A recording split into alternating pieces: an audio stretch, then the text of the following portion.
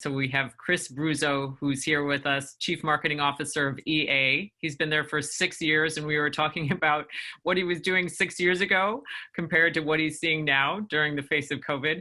I can tell you in my household, everyone's a little upset at the moment because they had to get off of all of their gaming platforms so that I could make sure I had the best internet in the house. So super fired up to hear more, Chris. Chris, thank you so much for being on, brother. Thanks, Gary. Hey, listen, sorry, there's a dude in the middle of these two great women that you get to interview. Listen, I need it. I need some video game talk. I need some dude stuff. Like, I need the balance of both of those chemicals inside of me. So I'm pumped you're here. Should we talk about our eyebrows? Because this is the thing I'm working on. Yeah, mine are pretty legit. I don't know, this area here. I'm feeling good. Chris, it's C Bruzzo, right? Bruzzo on Twitter. Huge explosion on Twitter and across all social right now for this event. So I'm going to tweet him out while I let him introduce himself. Why don't you introduce yourself so I can give you that cosign? And for everybody who's watching, hashtag marketing for the now, the quotes and the things you're sharing. This is really interesting to watch, so we appreciate it. Chris, why don't you tell everybody a little bit more than just the intro Andrea gave to you, what your remit is as CMO of one of the great gaming companies in the world. Yeah, you bet. Thanks, Gary. I'm the Chief Marketing Officer for Electronic Arts.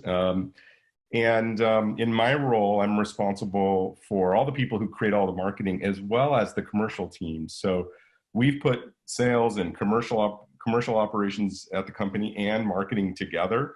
So we've got that full cycle with the customer, and we're seeing everything from how we bring the games to them, to how they engage with them, to being responsible for the P&L, for driving the revenue of the company.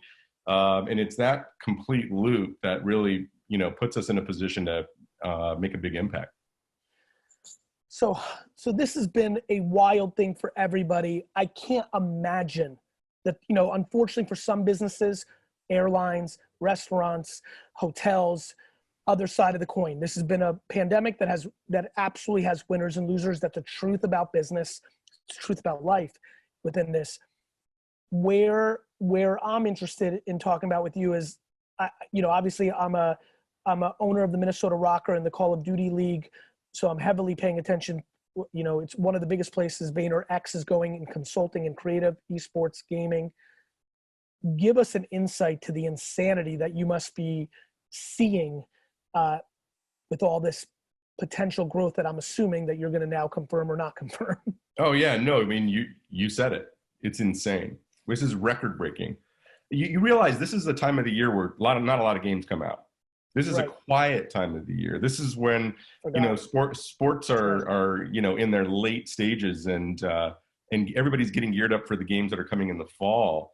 And we're having record-breaking engagement at this time of the year. And what's cool is we're seeing not only veterans come back and play more of the games they love, we're seeing so many new people play games for the very first time.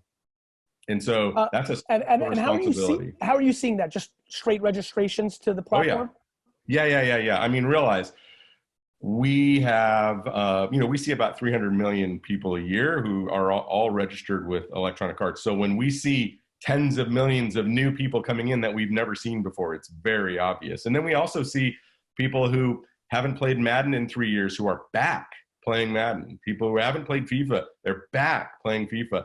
And the Sims community is fucking off the charts.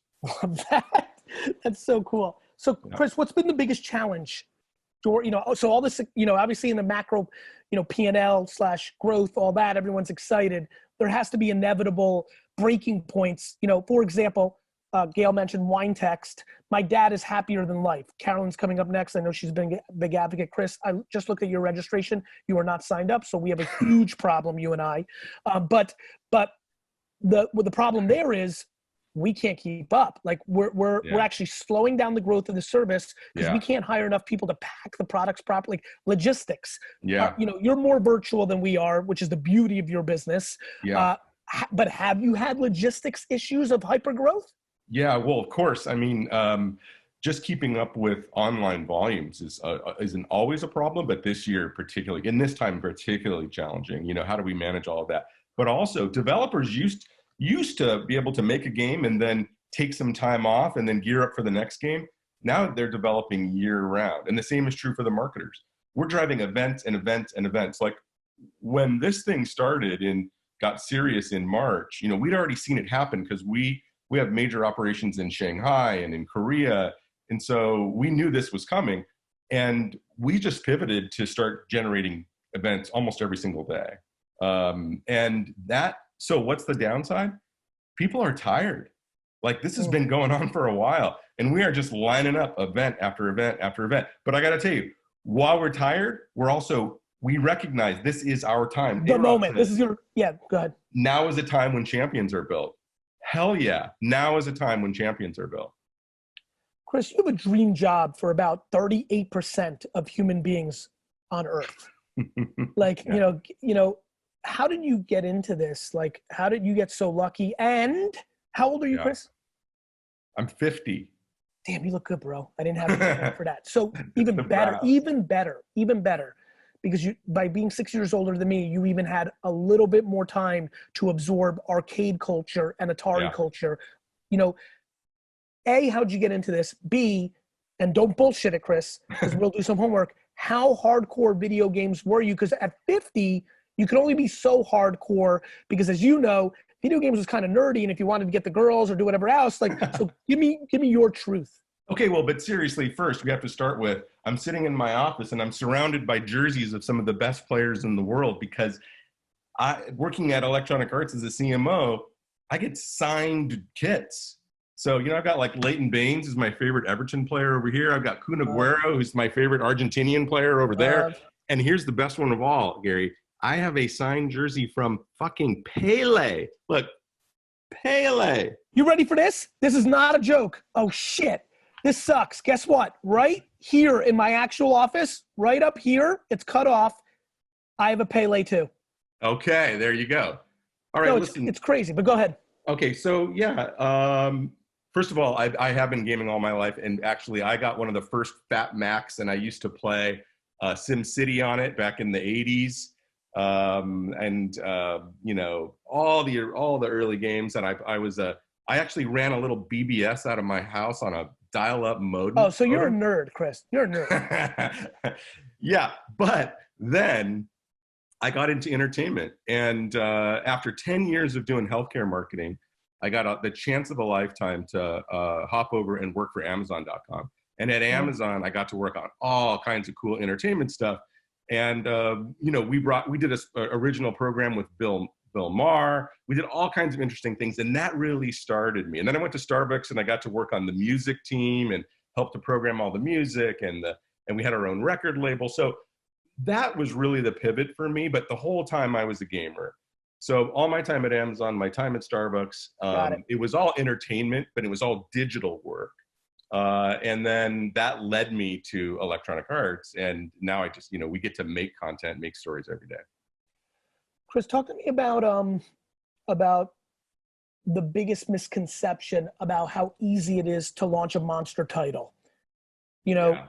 like I think people are a little bit naive. Like you make a video game and it becomes a 20-year thing because there is the Maddens and the FIFAs and things, excuse me, things of that nature. Like, how much do you stress at the org of like, look, we've got these icons that we have to feed, but we have to, you know, create something new. Yeah. Otherwise, eventually this game is going to end. Well, you know this from your work with Call of Duty, Gary. I mean, EA Sports puts out a brand new title every single year at the start of the season. So that is a huge endeavor. These things, and then we have those games that we take 4 years, 5 years, 7 years to make because they're huge open worlds. These things have budgets the size of major blockbuster feature films. These things take thousands of people to actually, you know, bring to market. So it is, it's daunting, and it's software. So it's, you know, it's filled with bugs, and it's a major challenge.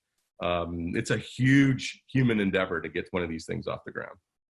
How are the people, you have so much data similar to Gail, how are people using the platforms different? Are they doing different franchise modes? Is Sims getting weird? Like, people like, yeah, you know, my little guy talked about punt returning yesterday about Madden. Yeah. Like, are you seeing any shifts? Yeah. Let's talk about the Sims for a second. You know, everybody's putting out surveys right now about Gen Z. How is COVID-19 going to affect Gen Z? Okay, I love all that. Yes, read the survey results. But you know what is just as interesting, actually more interesting? Go watch what Gen Z is making in The Sims right now.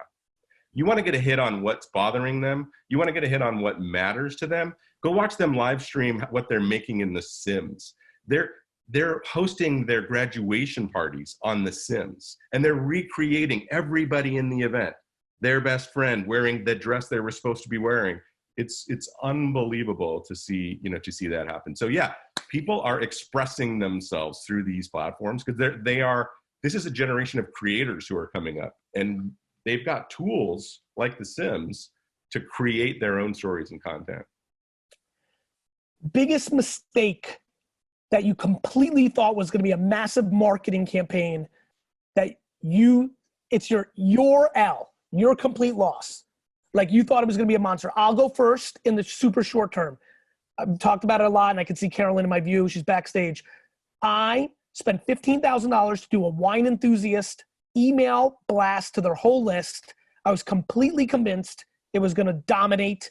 I was so fired up. I couldn't sleep the night before. This 2 weeks ago. Because I get more happy building my dad's business than my own businesses, because that's just the immigrant I am. Super pumped. It goes out. I can't wait. I'm working all day, so I'm busy. Hit up Brandon, my best friend who runs Wine Library. Super pumped. Hit up JMO, John Morgenstern, the brilliant, marketer on the media side at our VaynerMedia, VaynerX, who I was like, what's going on? Dud. Back to Carolyn, shout out. Should have kept my money on Facebook and Instagram. I was completely convinced. Huge L for me, Chris. Me losing a $15,000 bet for Sasha is worse than me losing a $15 million bet for myself. No, I get it. Pissed. Dad's pissed, Chris. Yeah. So I need you now to tell me a huge miss. Like you did a real fucking thing. It was your fucking thing. You maybe blame someone else, but you're going to expose the truth here right now. You were confident it was going to be a monster. Yeah. It fucking sucked. Chris, take the floor. All right. When Obama was up for election the very first time, and the country needed hope, we did something cool at Starbucks, which was we invited everybody in and said, if you vote, you get a free cup of coffee. And it was a huge success, Gary, a huge success. I remember. And so I was like, okay, awesome. 60 days later, we're going to do another one. We're going to invite everybody in the world in, and they're going to tell us that they've given 5 hours of their time to volunteer, and we'll give them a free cup of coffee. Massive failure, complete disaster. People, two things. One, it was like, we already heard that joke. Do you have a different joke? Like, are you just doing the same thing over and over again? That's a problem. Yeah. You get stuck on that. And the other one was people started negotiating with our store partners. I remember. I gave 3 hours. Do I get like a small cup of coffee, or I'm going to give 7 hours? Do I get 2 cups of coffee? It was a disaster. So that was a major lesson learned. I appreciate you, brother. I can't wait to see you again soon. Thank you for all the great work you're doing. Right on, Gary. Thanks. Talk to you soon. Okay.